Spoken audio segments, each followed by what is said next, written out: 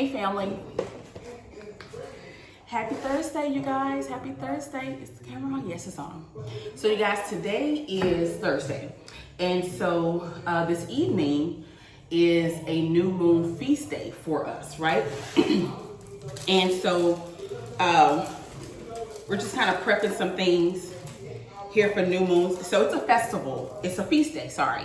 So the new moon is a feast day, right? And so the new moon marks a new month for us.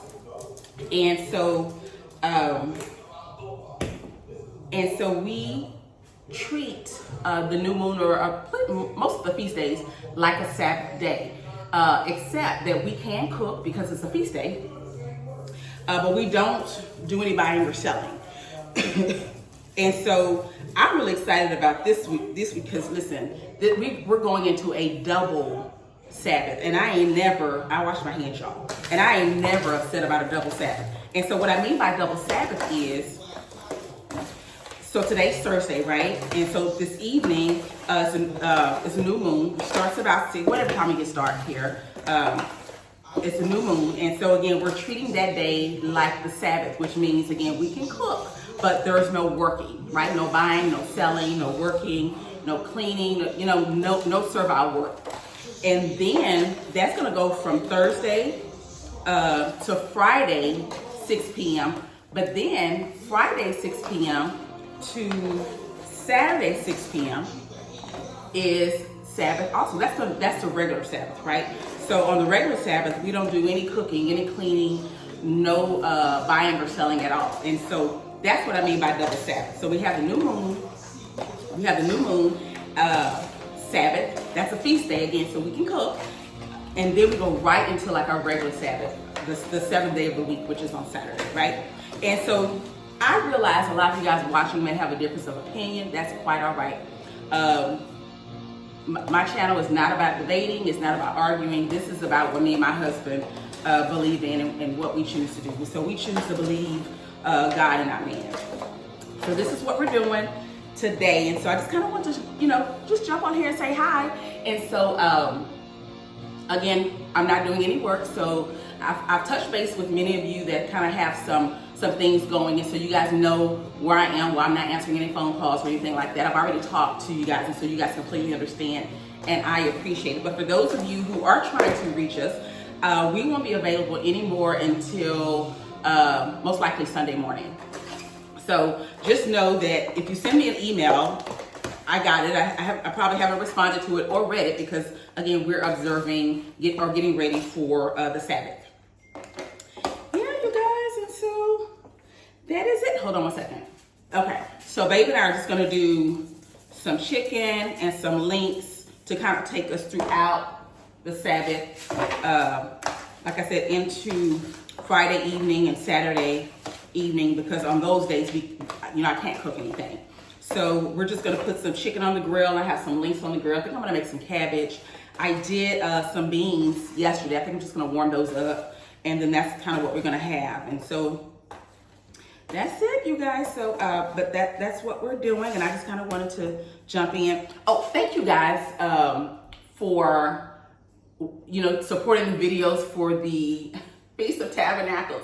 I did not post all those videos. In fact, I didn't even record every day, you guys, because when we were here, sometimes, like I said, I just get so caught up in the fellowship and talking to people that I don't always remember to pull out the camera. But Feast of Tabernacles was great. It was our first time doing it. We did it for 7 days. It absolutely rained in our tent. We actually had to shut it down on the 7th day. And so we got all the way, and then the wind was just crazy. And so we had to actually shut it down.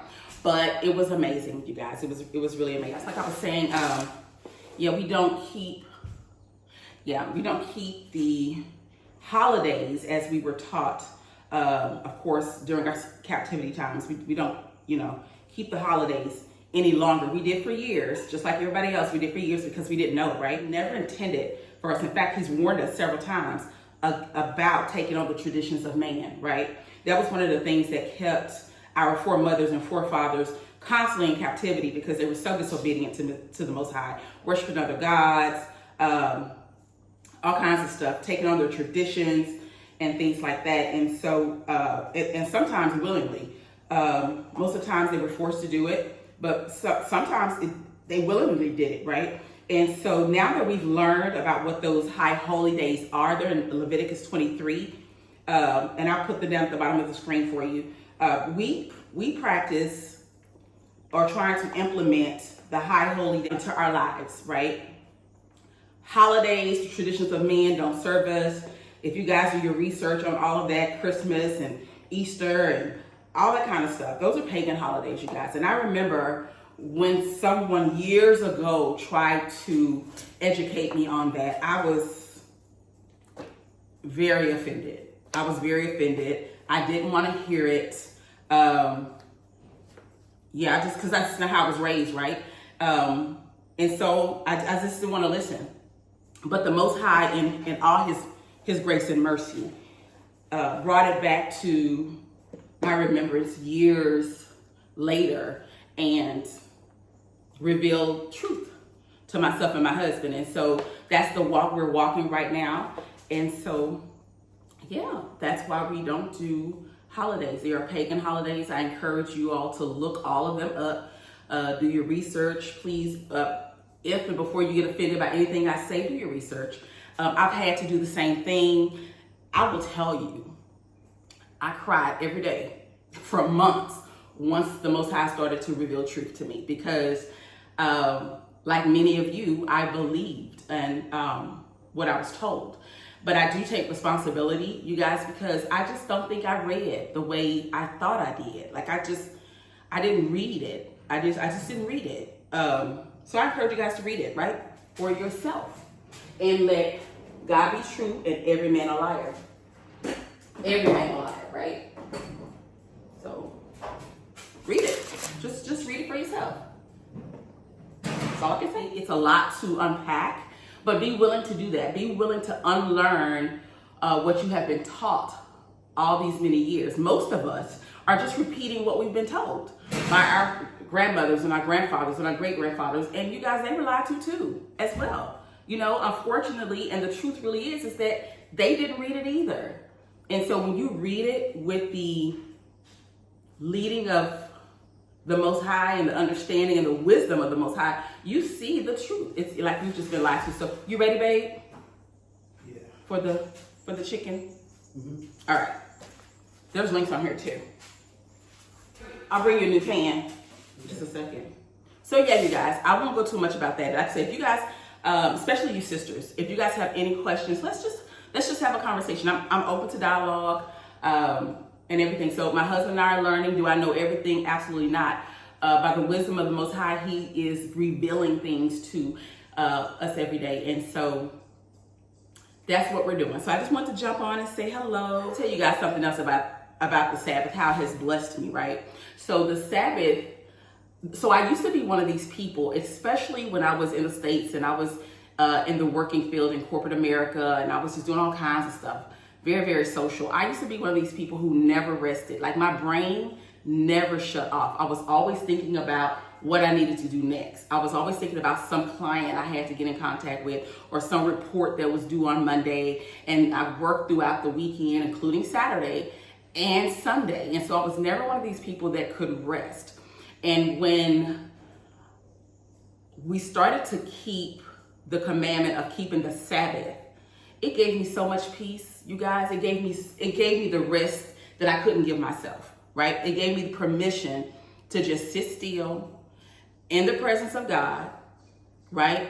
Or take a nap, or something simple as taking a nap, or just resting, watching something edifying on TV. And it allowed me to just rest. So I didn't feel bad about cooking or cleaning. Now, what I learned to do is on Fridays or prep days. And so you kind of get all those things out of the way.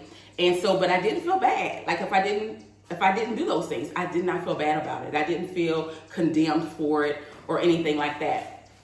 All done, baby. So I didn't feel condemned for it or anything like that. But the Sabbath gave me rest. And it's been truly a blessing to both me and my husband. And so, y'all just do your research, go back to scripture, and just, let the Most High lead you. Let the Most High lead you.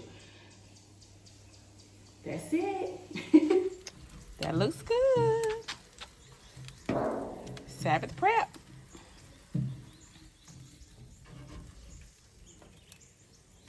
I'm ready. Need the tongs. Yeah, I love it when my king gets on the grill for several reasons. First of all, it's just good. Then second of all, that means I ain't got to be in the kitchen too long. That looks good, babe. Right. They gave him 3 names. Like Monday is Moon Day. Sunday is Sunday. See, when we go to church on Sunday, we serving another Jesus. Right. When you go to church on Sunday, you ain't serving the God of the Bible. Right. So the Bible says that Saturday is Sabbath. Let me show you that real quick. Genesis 2. I'm going to show you that real quick. Let me show you what God all day. Let me show you that real fast. All right. Let me show you that real quick. Genesis 2 and verse 1. Check this out. And on the 7th day, God ended his work, which he had made. It said on the 7th day, God ended his work. Read. And he rested on the 7th day. The Bible says God rested on the 7th day. When you pull out your calendar, the 7th day is Saturday, brother. Right. Read. From all his work, which he had made. And God blessed the 7th day. Yeah, my brother. The Bible says God blessed the 7th day. That's the day. Read. And sanctified it. What he do? And sanctified it. God sanctified the 7th day when he made it holy.